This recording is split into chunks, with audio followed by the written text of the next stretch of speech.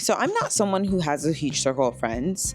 I know a lot of people and I'm friendly to many, but in reality, the amount of people I keep close and can truly be myself with are pretty small in number. And here's the thing about not having a lot of friends. When you lose one, that already small circle feels twice as small. Someone once told me, if it's not changing, it's not living. And though they were talking about their artistry, I think it very much applies relationally. Sometimes that change is good, sometimes it's uncomfortable, but change is change. And when it happens, everyone involved has to adapt. That adaptation will either bring people close together or create distance. And sometimes it means outgrowing people you never thought you'd lose.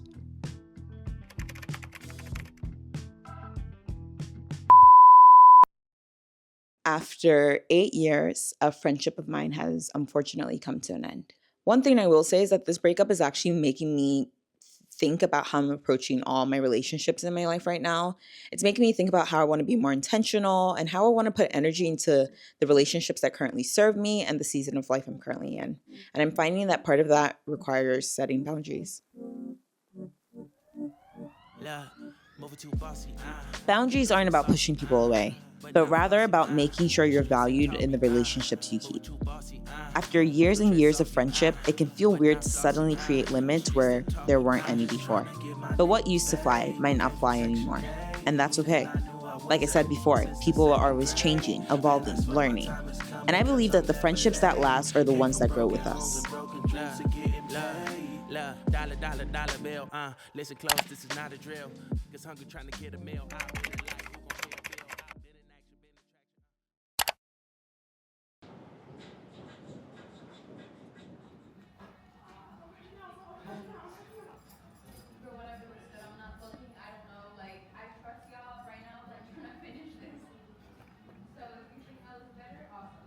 Where do we stop?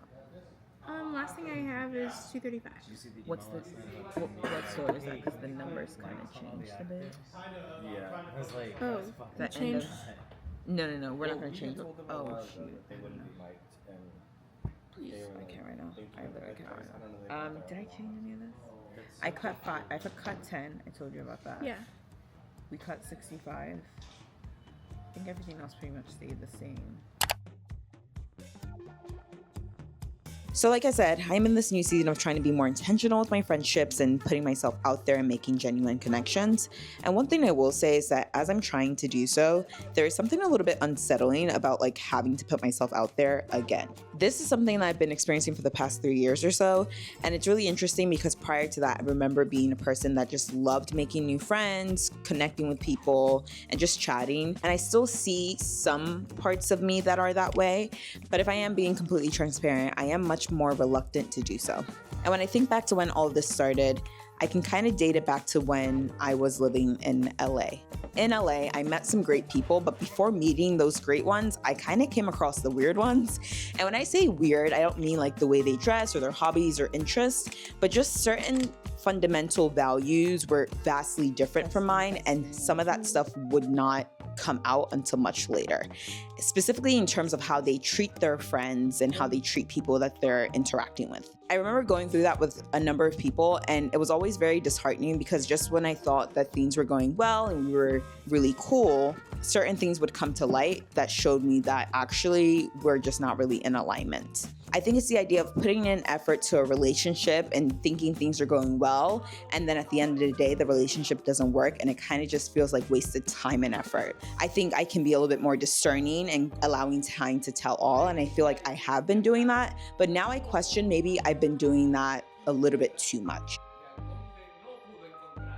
I was curious to know if anyone else was going through something similar, so I did speak to a few of my colleagues at work just to kind of pick their brain and get a little bit of insight of what their current season of adult friendships is looking like and how they're navigating that.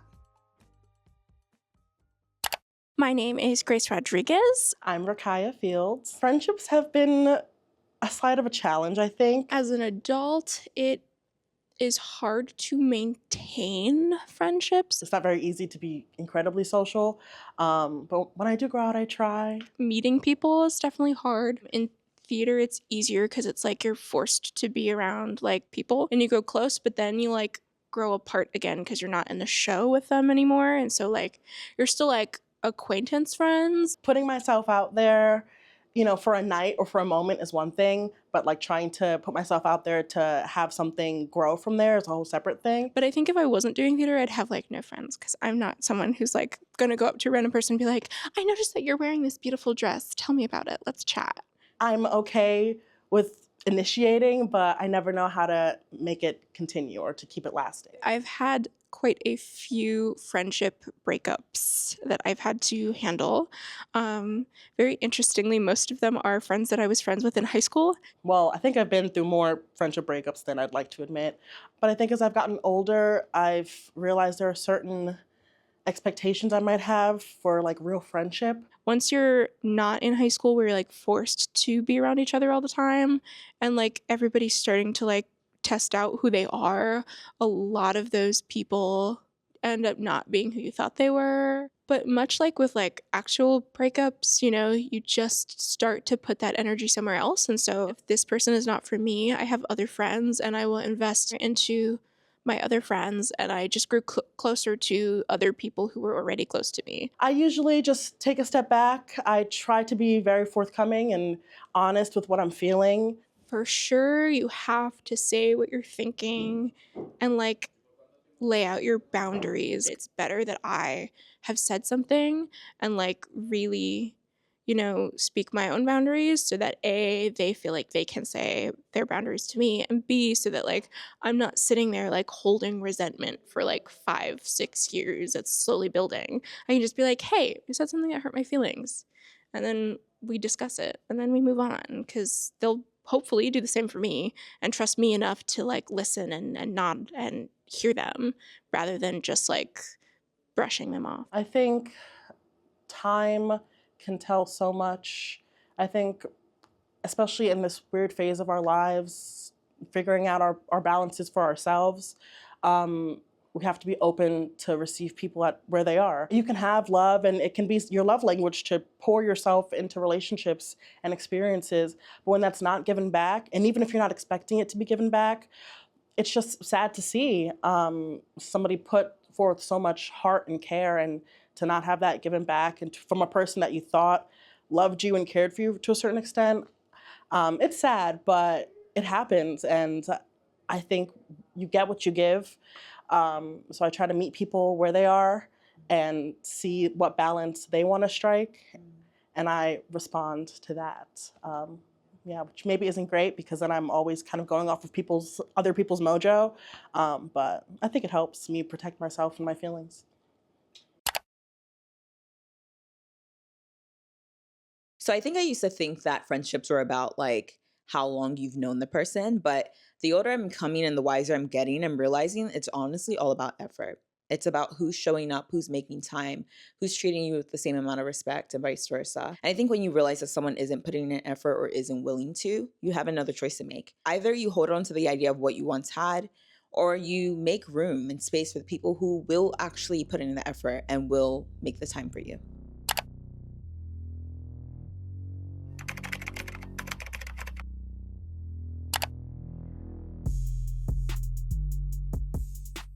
Not gonna lie, putting myself back out there after losing a friend is kind of a lot. I find myself questioning myself, questioning others, questioning the process, and just starting over kind of feels exhausting. But closing myself up to meeting new people and socializing is just not who I am, and it's not who I want to be. It's easy to let fear take over, to convince myself that it's safer to stay guarded, but if I want real connection, I have to be willing to risk discomfort. And if I want real, genuine friendships, I have to try. I've been praying to the Lord, asking Him to provide me with the village, but I'm also asking Him to prep me for the villager that I need to be for that said village. And that requires self-work. It requires understanding my shortcomings and the things that I can do better to be a better friend. It also means I need to trust again, despite feeling weary or scared. So I'm gonna start small.